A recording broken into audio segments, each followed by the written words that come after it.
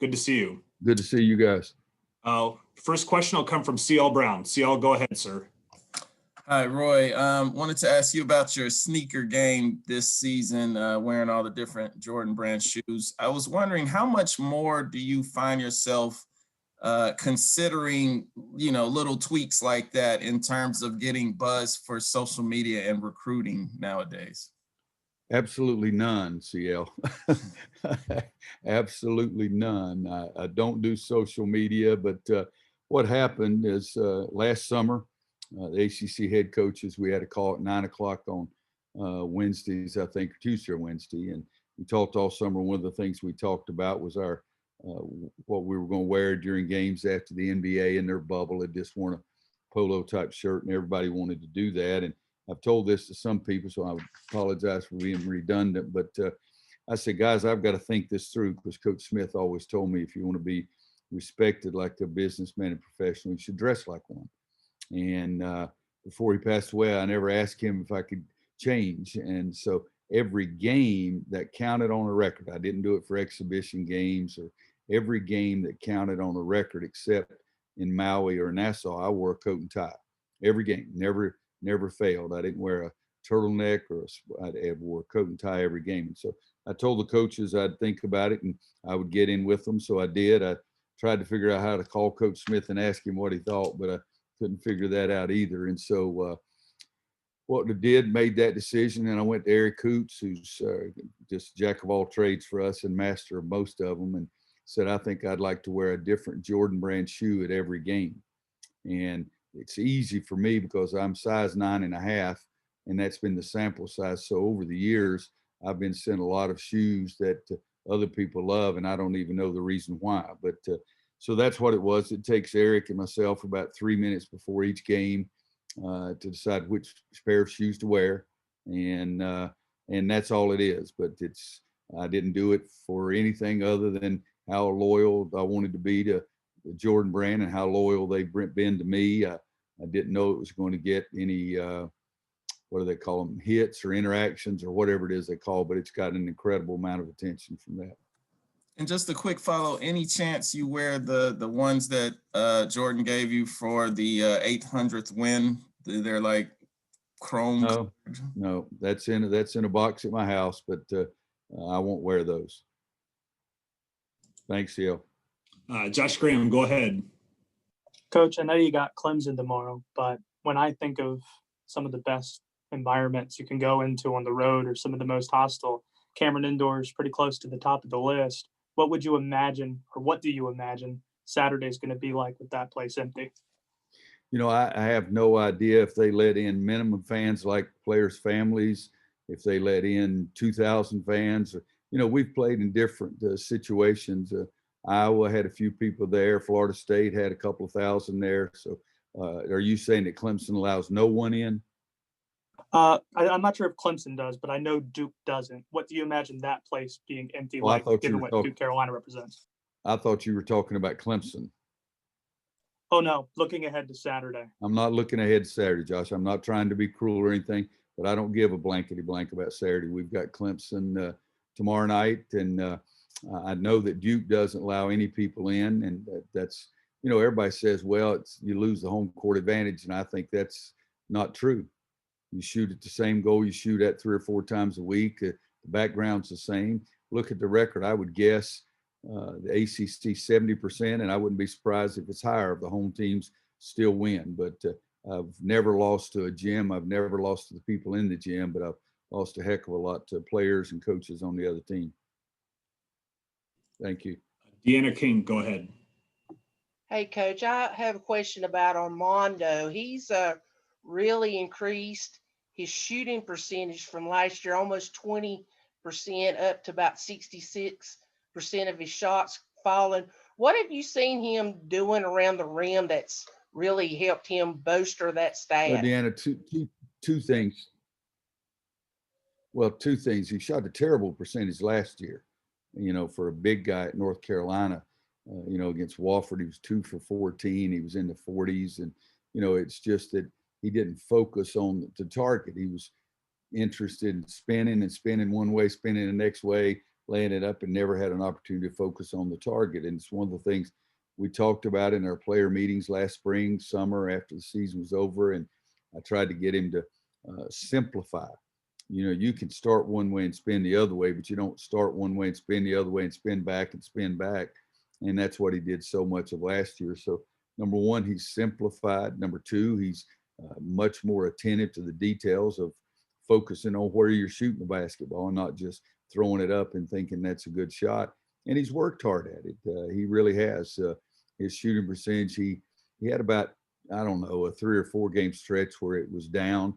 But other than that, his shooting percentage has been fantastic for us all year. And you take out that 3 or 4 game stretch in there, it would be phenomenal. And that's what we need him to do. We need all our bigs. And we work on a lot of those shots that they take in every game. We try to get them to understand the more you work on it, the better off you are when it comes to be game time. Thank you. Thank you. David Thompson, go ahead.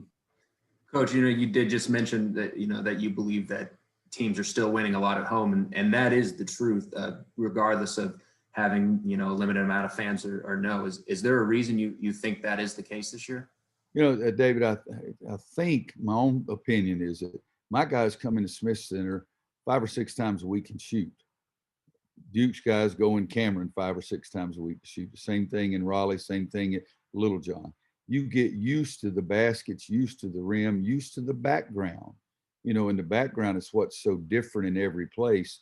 And so you get more used to it. You get more used to the floor. You get more used to everything. And I think if you're going to pick a place to play a game, you'd like to play that game where you play the most. And I think that's the biggest reason to me, is that they're just more familiar with all the surroundings, and that familiarity does make it a little bit easier for everybody. Thank you. Look, go ahead.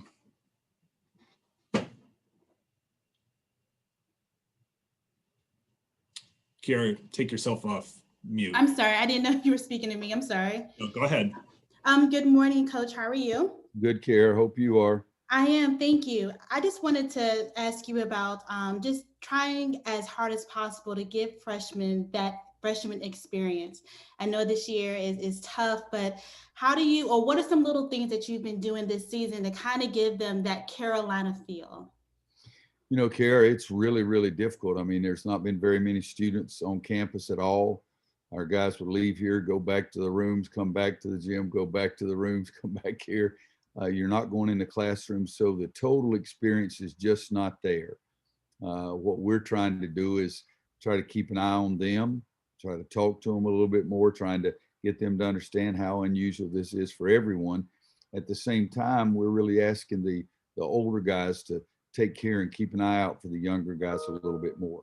And for us, the total Carolina experience of being with your classmates and in the classroom and walking up on campus, it's just not there.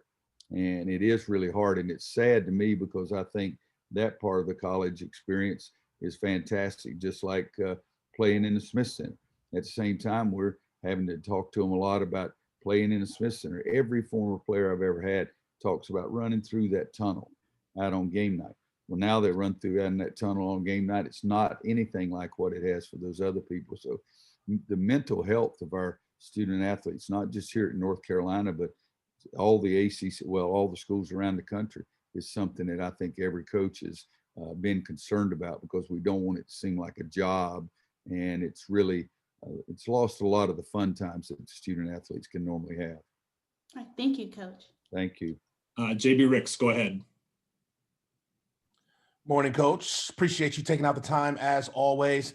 I know you want to stay away from, the term turning the corner for your team. You've won 6 out of 7 in January, and now you're going into a very crucial month of the schedule. What are your overall prospects of what you think this team can accomplish in February before we get to March Madness? JB, it's a good question, and it's one that I struggle with probably more than any other coach. Coach Sean Wooden one time told me that he'd take the schedule out before the season started and mark down which one he thought he could win and lose, blah, blah, blah. And he'd seal it up and put it in his envelope in his desk. And I said, did you ever look at it? And he said, no, not till the end of the season. And I would get it out. And I said, well, most of the time you just put down W beside everything.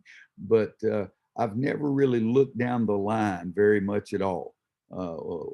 Just a few moments ago, I had to say, we're not playing Duke yet, we're playing Clemson. And that really is, it's old school and it's a cliche, but I really do just look at the next game. When you get to this point in the season, you start thinking, okay, how many road games left? How many home games left? You know, who are you playing? You do that a little bit more when you get to the season, when you're trying to win, and especially if you're lucky enough to get through the first half of your season and have a chance to win the conference regular season. You know, we put ourselves in a pretty tough hole going 0-2 to start, but I kept saying that at that time, hey guys, it's a small portion of a long season. Let's just relax a little bit and play. So right now, to answer your question about what we're looking for, we're trying to get better every single day. Today is practice. Tomorrow's a game. All right, let's get better during the game. And that's what we talk about more than just trying to foresee what may happen down the stretch. But there's no question what you're saying becomes more valid as you get down to those last 4 or 5 games. And then you're trying to determine, okay, if I get a little bit better, can we do this? If I get a little bit better, can we do that? But right now, I'm just scared to death about going to Little John and trying to get my club today at practice to get ready to play the Clemson Tigers. Thank you, Coach. Thanks, JB. One last question from Brett Friedlander. Go ahead, Brett. Hi, Roy. Would you be in favor of canceling the ACC tournament if enough of the top seeded teams opted out, or they had enough postponed games that they needed that time to make them up, or even to protect teams to get ready to go into an NCAA tournament bubble in Indianapolis the following week? Oh, Brett, that's a hard question. And I've been getting it the last week almost every single day. And I haven't, you know, I have several feelings right off the top of my head. You know what opting out means? It means Not playing. It means you freaking quit. Whether it's a team or an individual, whatever, opting out means you quit. And that bothers me. It bothers me. You know, I think it was Leonard that said, you know, does that mean that we're afraid that the virus is going to be more susceptible? You're going to be more susceptible to the virus playing in an ACC tournament than you would be the regular season games.